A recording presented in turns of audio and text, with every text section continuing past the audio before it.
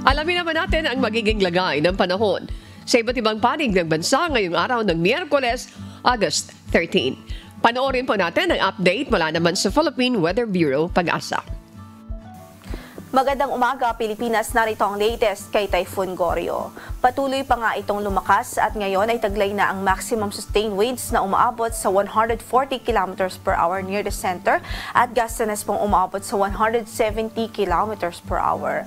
Ang kanyang sentro ay huli pong nakita sa layong 165 km northeast po yan o hilagang silangan ng Itbayat, Batanes. At ngayon nga po ang kanyang pagkilos ay pakanluran, hilagang kanluran sa bilis na 25 km per hour. Kasalukuyan ay direktang naapektuhan po nito ang Batanes Province in terms yung hangin niya o severe winds. Makakaranas ng pabugso-bugso ng hangin doon sa Batanes Province. Habang in terms of mga pag-ulan naman ay nakakaapekto ito ngayon dito sa Batanes, maging sa Cagayan Province, Ilocos Norte at Apayao Province. Sa natitirang bahagi naman ng bansa ay habagat o southwest monsoon ang nakakaapekto at nagpe-prevail at nagdudulot din ho ito ng mga pag-ulan sa ilang bahagi ng ating kalupaan. Maya-maya lamang iisa-isahin po natin yung mga lugar na makakaranas ng mga pagulan dulot ng habagat.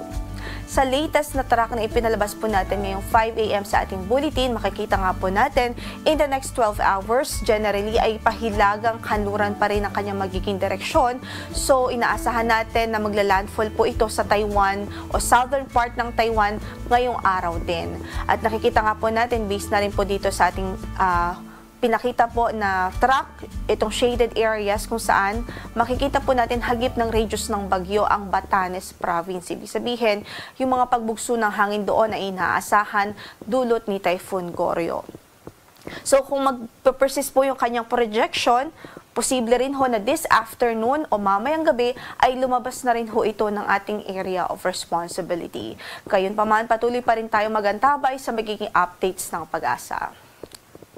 Kaugnay dyan, signal number 2 pa rin ay nakataas sa Itbayat, Batanes o sa municipality ho ng Itbayat doon po sa lalawigan ng Batanes. Habang signal number 1 naman sa natitirang bahagi pa ng Batanes Province. Kaya sa mga kababayan natin doon, patuloy natin silang pinag-iingat, maging alerto po tayo dahil sa lugar na nakataas ang signal number 2, possible ang 62 to 88 km per hour na wind o lakas ng hangin at posibleng magdulot ng minor to moderate threat to life and property. Habang yung nakataas naman ang signal number 1 ay posible ang 39 to 61 km per hour na maximum sustained winds o lakas ng hangin at pwedeng magdulot ng minimal to minor threat to life and property.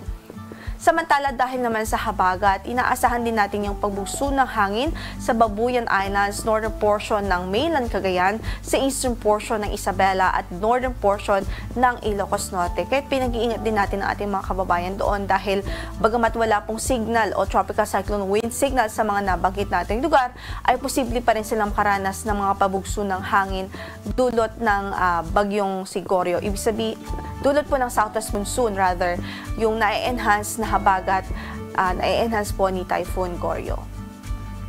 Samantala, in effect pa rin ang ating weather advisory, so possible pa rin yung 50 to 100 millimeters of rainfall sa Batanes Province at Cagayan Province.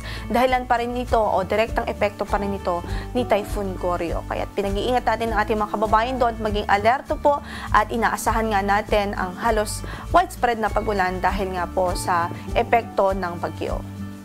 Samantala, para sa forecast natin sa araw na ito, mananatiling maulap ang papawrin na may mga pag-ulan sa Ilocos Norte, Apayao at Cagayan Province dahil sa epekto ng bagyo. Samantala, sa Batanes Province ay maulang panahon na may pagbugso po ng hangin dahil din kay bagyong Goryo. Sa natitirang bahagi naman ng ating bansa, so particular dito sa Mimaropa Region, dito po sa Masbate, Albay, Sorsogon at maging sa Camarines Sur at Catanduanes, asahan natin ang maulap na papawrin at mataas pa rin tsansa ng mga pagulan sa halos maghapon dahil sa epekto ng habagat. Samantala sa Metro Manila at natitirang bahagi naman ng bansa ay mga localized localized thunderstorms po ang pwedeng magdulot ng mga pag-ulan. Any time of the day po yan. So, posible yung mga 5 minute to 1 hour na buhos ng ulan any time of the day dahil sa mga pulupulong pagkidlat, pagkulog. Sa temperatura naman natin sa Metro Manila, from 25 to 33 degrees Celsius ang inaasahang magiging agwat. Sa Baguio ay 16 to 22 degrees Celsius. Tugigaraw ay 24 to 32 degrees Celsius. Sa Luwag ay 24 to 31 degrees Celsius. Sa Tagaytay ay malamig din from 23 to 32 degrees Celsius at sa Legazpi ay 25 to 33 degrees Celsius. Samantala sa Western Visayas, sa Negros Island Region, Zamboanga Peninsula, maging dito po sa mga region ng Bangsamoro at Socsargen, asahan din natin ang maulap na papawirin at mataas pa rin ang tsansa ng mga pag-ulan at pagkidlat pagkulog dahil sa epekto ng habagat.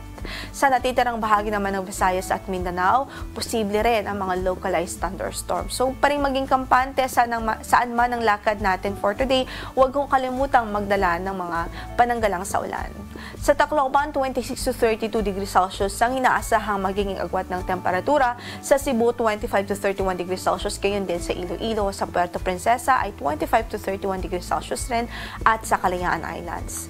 Sa Cagayan de Oro ay 25 to 31 degrees Celsius. Gayon din sa Zamboanga Peninsula o sa Zamboanga City at 25 to 32 degrees Celsius naman sa Davao City.